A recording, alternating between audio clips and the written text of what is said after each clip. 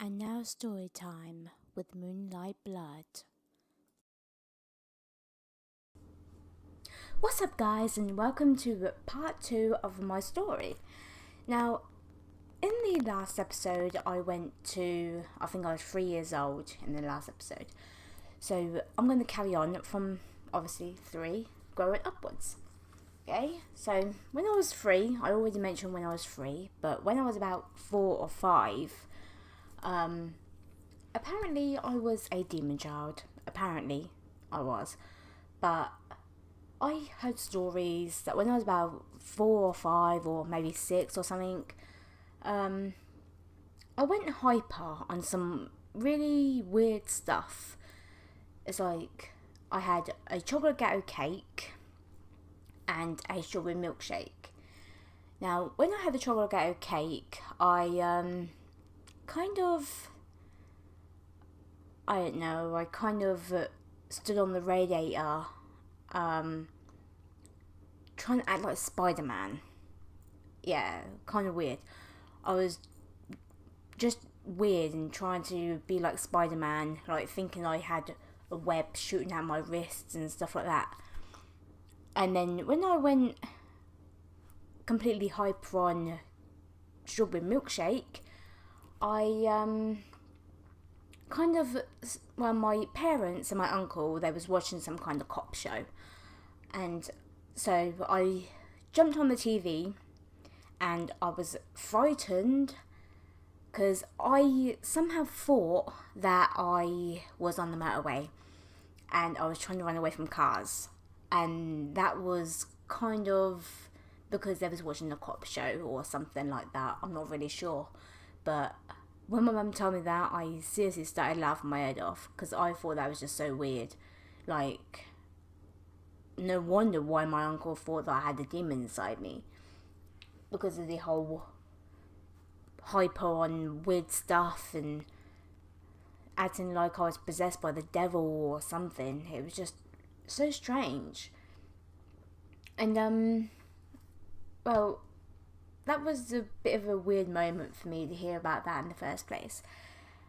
So as I got a bit older, obviously I don't really get hyper on chocolate ghetto anymore or strawberry milkshake. Nowadays I usually get hyper on Coke. When I'm drinking Coca-Cola, I seriously can't stop laughing. I just laugh all the time, even when it comes to nothing. I laugh at completely nothing when I'm drinking Coke. But I think I might have grown out of that now. It's probably because I hardly really drink Coke, but sometimes when I have Coke from McDonald's or KFC or whatever, then I start laughing. I don't know, they must have some kind of laughing gas inside it or something. But there's that part. And then, obviously, as I got older, I got a bit more wiser and I started to fall in love at the same time. So when I was about, I think I've been about 8, I don't know, it was just weird. I grew up with someone for a really, well, sorry.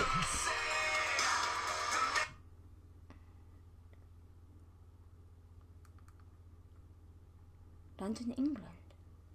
Who the hell is calling me from London? I know 2 number. Weird. Anyway, sorry about that. Yeah.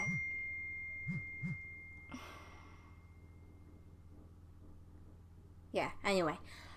Phones these days. Why do we even have them, eh? So when I was 8, I fell in love. Well, I wouldn't exactly say love, because I didn't really know what love was when I was that age. And, one thing led to another. I know it was kind of a young age, but I kind of lost my virginity around that age. And bear in mind, I didn't want to. I was forced into it, so it's kind of like rape sort of thing. But yeah, I'm not even gonna get into that because I don't even want to think about that. But and then obviously I went into like secondary school. Well, it was primary school actually. And I've already told you guys this, but I was always protective of my friends when I was getting older, and I always protected them no matter what. I didn't really care what happened to me. I just always protected them. And so, as I already told you, my friend was going to get punched in the face by a boy, and I just stood in the way, and he got me instead. And as far as I know, I was bleeding, and one of my friends that I was really close with took me to the principal.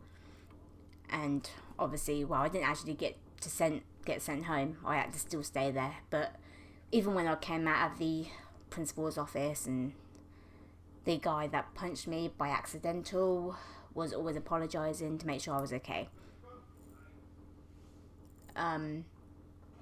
So there's that. Like I told you in the last episode, I don't really remember much of my childhood. But I'm trying the best I can to remember everything, just to let you guys know, and to have a good story time and stuff like that. But go away. I don't know.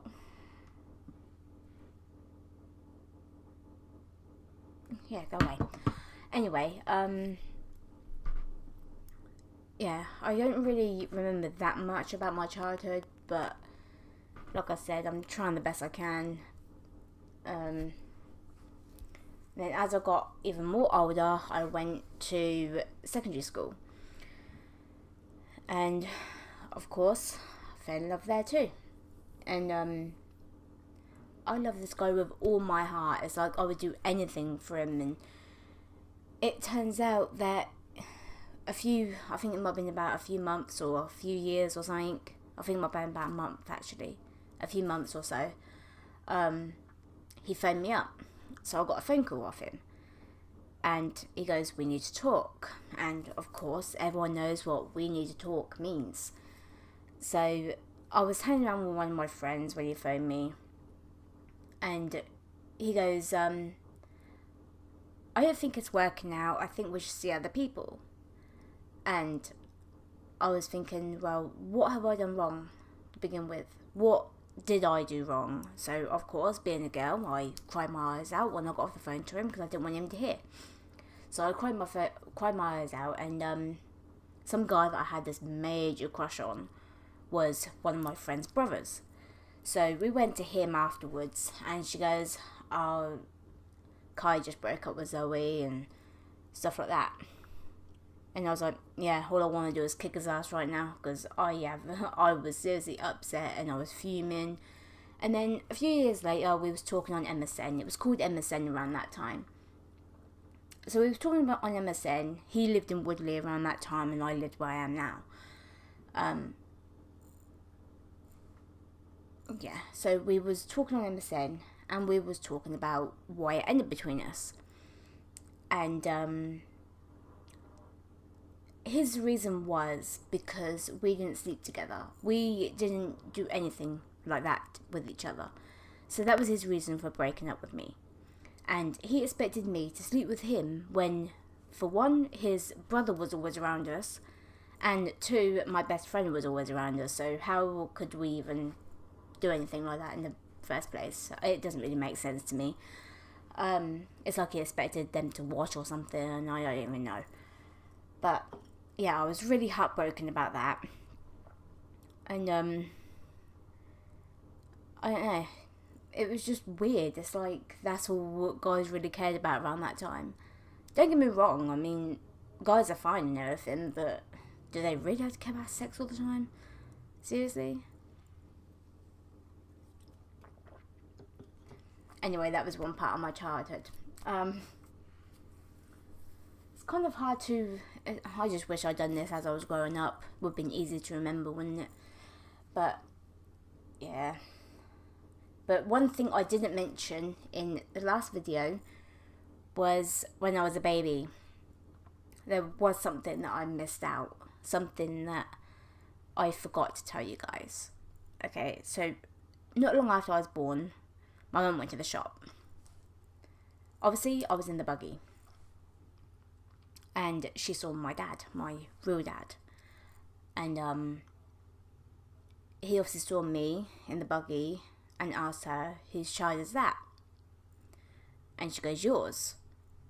And he was like, that's not my child.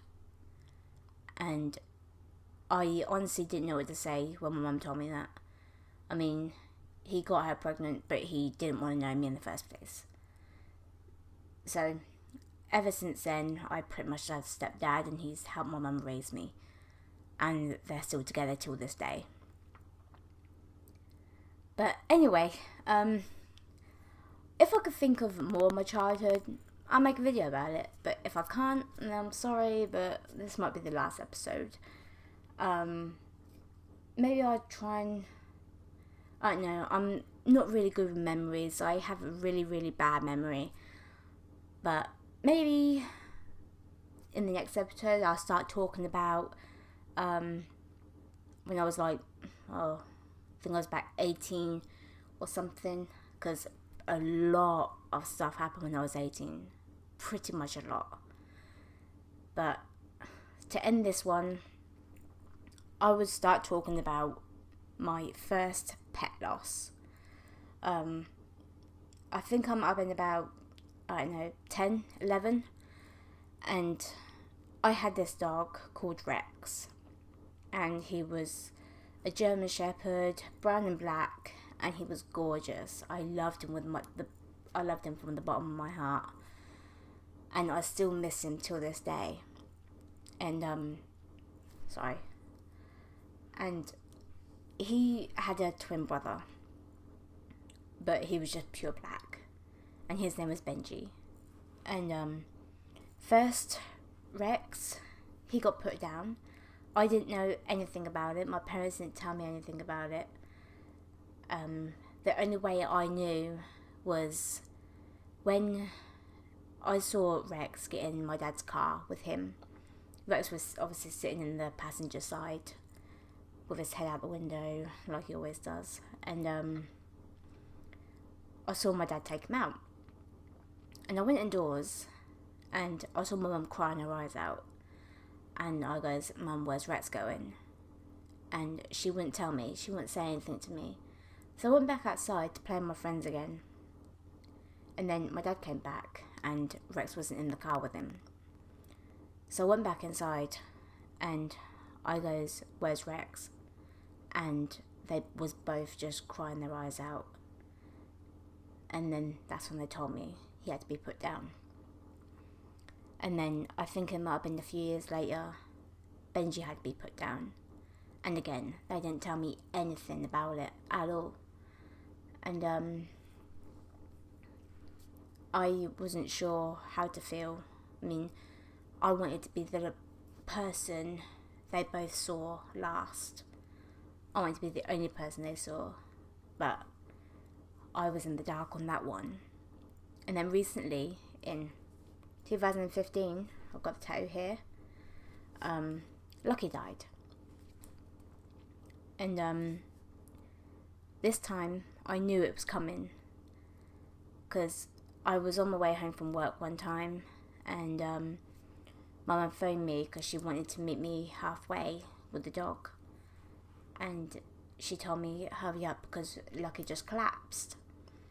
So I tried to hurry up as quickly as I could, and he wouldn't move. So we walked home. I made sure Lucky got up, and I walked home with him. And the next day, he stayed in one spot. When we got home from work that day, he lay down and he stayed there until the next day. He wouldn't move at all. And that's when my mum had to call the vet to tell him that he's not moving. And then on a Saturday, which it was actually on a Saturday, that was the day he got put down. But at first, he was hiding it. He was trying to move, and he walked out the back, and I was like, he's fine now.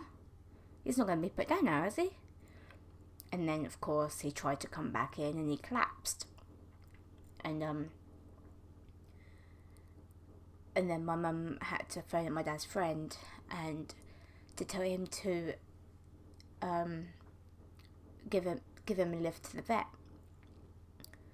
So we went to the vet, and they had to put him in the sheet to put him in the back of the van, because otherwise he'd just claw at them.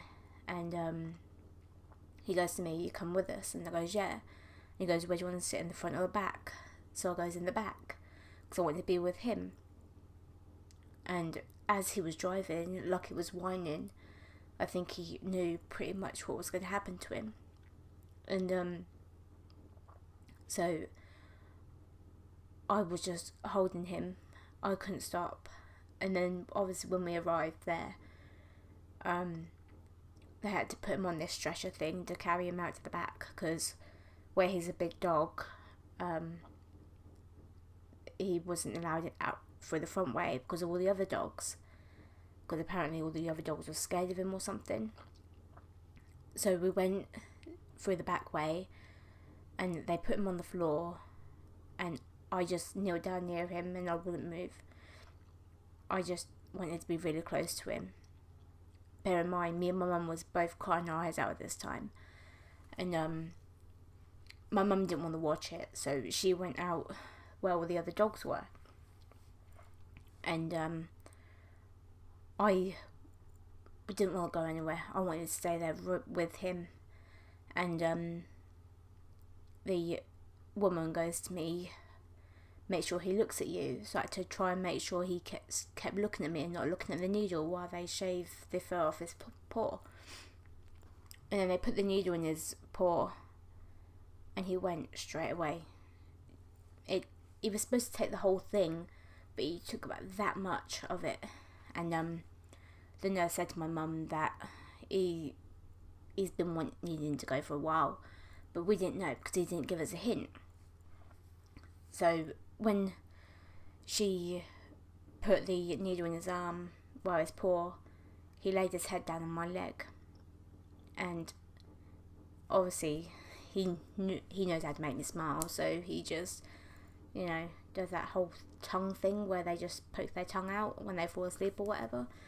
But he just done that, and I just completely started crying my eyes out non-stop.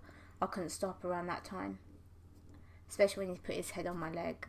And my mum always told me that was a thank you for letting him go. And still to this day, I still cry over him. I still think about him non-stop. But before Lucky went, I had a guinea pig called Joey. And I came in from work one time. He was fine, running around his cage like a lunatic, like he always does. And then I went downstairs to get a drink. Came back up, then out of nowhere he was just laying down. And it was like he was choking or something. I don't even know. It was weird. It was like he was choking on something, but he was still half alive at the same time. So I went over to his cage and I was like, "Joey, are you okay?" So I looked at him, touched him, and he wasn't moving. When I touch him, he usually moves, but he didn't move at all. So I was like, "Oh my God, you got to be joking. You have got to be joking me right now."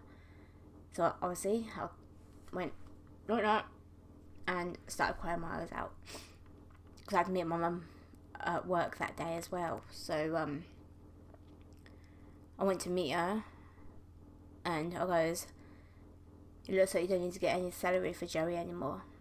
And she's like, "Why is that?" And I goes, "Because he just recently died." And he was like, "Are you serious?" And I was like, "Yeah, I'm completely serious." So she goes, "I'll take a look when we get home." So we got home, she took a look, and she's like, "Yeah, he's going." So I put him in my arms while she was getting the grave and everything ready, because we buried him in the back garden. And when he was in my arms, he was trying to breathe, but he couldn't. And out of nowhere, he wasn't breathing anymore. So he died in my arms, and I never forget that time. Just like I never forget the time Lucky went. My animals mean so much to me. It's unreal. It's unreal how close you can be to an animal, how close you can be to a pet, how much a pet actually completes you.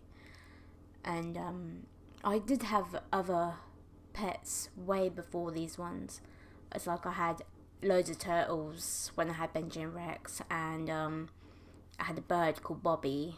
My dad left the cage open to feed him and he flew away, and we haven't seen him since. I had goldfish. I don't really remember those much, because with my turtles and my goldfish we had to pretty much give away because we moved a lot when I was young. But that's pretty much all the pets I've had that I can pretty much remember at the moment. But sorry, at the end of this video it got a bit sad, and I'm so sorry about that. But that's part 2 of my life story. I'll probably make another one if I can think of more of my childhood, but I'll probably start doing my childhood when I was like growing up more, like from my teen years to my adult years. But anyway, thank you so much for watching this. If you liked it, punch that like button in the face and subscribe to join the Moonlight clan. Bye guys.